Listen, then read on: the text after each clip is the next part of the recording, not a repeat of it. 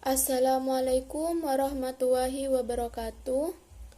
Di sini saya akan melaksanakan tugas akhir Tafakufiddin. Sebelumnya, perkenalkan nama saya Indah Dwi Kusrini dengan NIM 2102211000124 dari program studi S1 Akuntansi kelas C. Di sini saya akan menjelaskan dan mempraktekkan tentang tayamum. Pengertian tayamum. Tayamum menurut bahasa adalah menuju, sedangkan menurut istilah tayamum ialah menyampaikan atau mengusapkan debu yang suci ke muka dengan kedua tangan sebagai ganti wudhu. Jadi dapat disimpulkan bahwa tayamum adalah menyucikan diri sebagai pengganti wudhu yang dilakukan karena tidak ada air. Menyucikan diri dengan tayamum dilakukan dengan menggunakan tanah atau debu.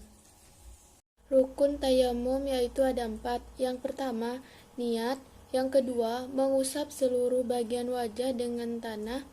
Yang ketiga, mengusap kedua tangan sampai siku. Dan yang keempat, tertib. Sunnah tayamum yaitu ada 3. Yang pertama, membaca basmalah. Yang kedua, meniup kedua telapak tangan setelah menepukkan tangan ke debu atau pasir. Dan yang ketiga, mendahulukan anggota yang kanan daripada anggota yang kiri. Hal-hal yang membatalkan tayamum. Yang pertama, semua hal yang membatalkan wudhu. Kedua, menemukan air sebelum selesai melakukan sholat. Yang ketiga, bisa menggunakan air. Dan yang keempat, murtad. Dasar hukum tayamum. Dalil yang menyebutkan kemudahan bersuci dengan cara tayamum disampaikan oleh Allah Subhanahu wa taala dalam Al-Qur'an surat An-Nisa ayat 43 yang artinya, dan jika kamu sakit atau sedang dalam musafir atau datang dari tempat buang air atau kamu telah menyentuh perempuan kemudian kamu tidak mendapat air, maka bertayamumlah dengan tanah yang baik atau suci.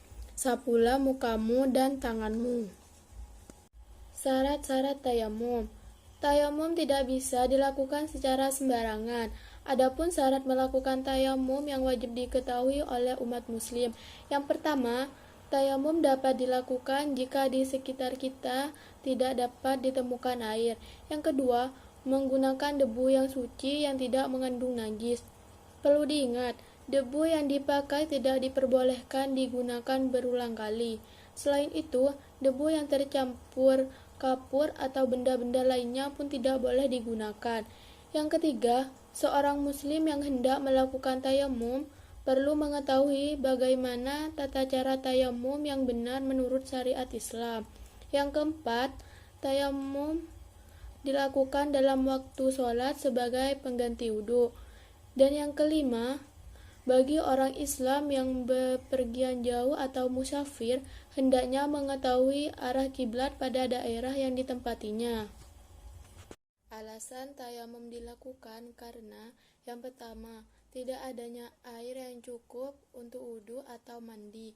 Yang kedua, tidak mampu menggunakan air seperti orang lemah, orang yang dipenjara, atau takut binatang buas. Yang ketiga, sakit atau memperlambat sembuh dari sakit bila menggunakan air. Yang keempat, jumlah air sedikit dan lebih dibutuhkan untuk menyambung hidup. Yang kelima, tidak adanya alat untuk menimba atau mendapatkan air, meski airnya ada dalam sumur misalnya.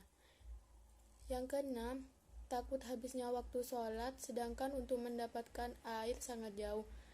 Dan yang ketujuh, kondisi yang sangat dingin dengan persyaratan tertentu. Sekian dari saya, kurang lebihnya saya mohon maaf. Wassalamualaikum warahmatullahi wabarakatuh. Berikutnya tata cara dan praktek tayamum. Yang pertama, membaca bismillah. Bismillahirrahmanirrahim. Yang kedua, menepukkan kedua tangan ke debu yang suci sambil berniat nawaitu tayammuma listibahatis sholati fardhu lillahi ta'ala. Setelah itu, Mengibas-ngibaskan kedua telapak tangan untuk mengurangi debu yang ada di telapak tangan tersebut. Setelah itu, mengusap wajah. Setelah itu, menepukkan atau menempelkan kembali kedua telapak tangan pada debu untuk mengusap tangan. Setelah itu, mengibas-ngibaskan kedua telapak tangan untuk mengurangi debu yang ada di telapak tangan tersebut. Cara mengusap tangan dimulai dari tangan kanan, diawali dari ujung tangan bagian luar sampai siku, kemudian dalamnya lengan sampai pergelangan tangan hingga ujung jari bagian luar.